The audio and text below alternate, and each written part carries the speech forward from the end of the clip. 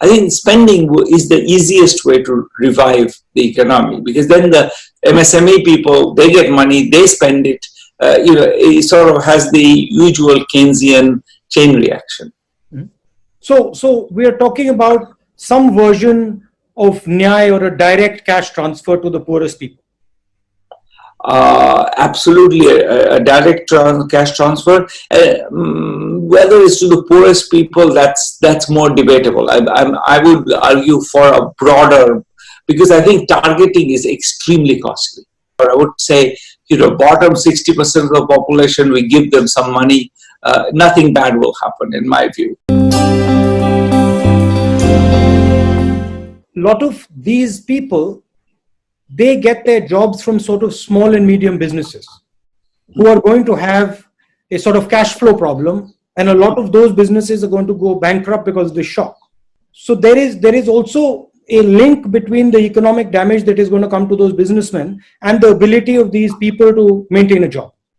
Absolutely. I mean, that's the reason why a lot of us have been saying that we need a stimulus package. Mm-hmm. That's what the US is doing. That's what Japan is doing. That's what Europe is doing.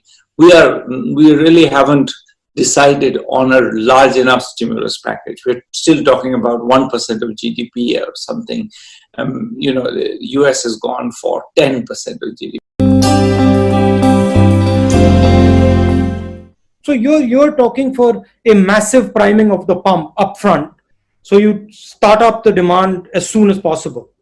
Yeah, I'm absolutely saying that. I've been saying that for a while, actually. Even before this happened, I've been saying that we have a demand problem.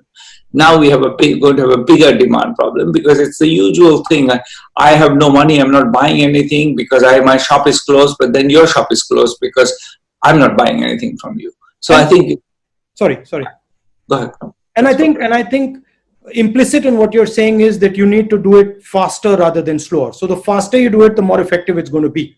Yeah, so every second lost is actually damaging. You're right in saying I want it fast. I don't want to have us checking everybody's locus standi and whether they're appropriate for this or not. I do think that it may be we shouldn't induce a mismatch of supply and demand by giving people spending power where we have shut down the entire retail sector because they are in the red zone or something. So we need to plan that a bit better than, so that there's you get the money when you can go out and buy, not now.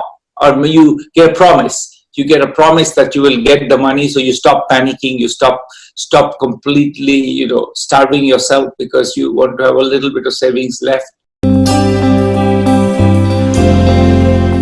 So one of the main things I wanted to discuss with you is the impact of COVID and the lockdown and the economic devastation on our poor people, and how we should be thinking about it. I mean, we've had in India for some time a policy framework, particularly when we were in the UPA, of providing a sort of a floor for poor people, Narega, right to food, etc. And now a lot of that work is going to sort of fall by the wayside because we have this disease coming, and millions and millions of people are going to fall back into poverty. One of the ideas that was mooted, I think, in the last years of the UPA, but also embraced by the current government, was the idea that the Aadhaar would be made national and therefore would be used for PDS and other things. So the Aadhaar-based claims on PDS would be eligible. You will be eligible for it wherever you are. And that would have been wonderful to have that right now. Sort of looking back, I would say that would have saved a lot of misery, because I think a lot of people would have then gone to the local ration shop and said, "Here's my Aadhaar. I'm eligible for PDS. I'm collecting PDS in Mumbai, even though my family resides in Malda or Darbhanga or whatever." The conceptualization of the welfare structure was based on the idea that anybody who's really not in where they're supposed to be is actually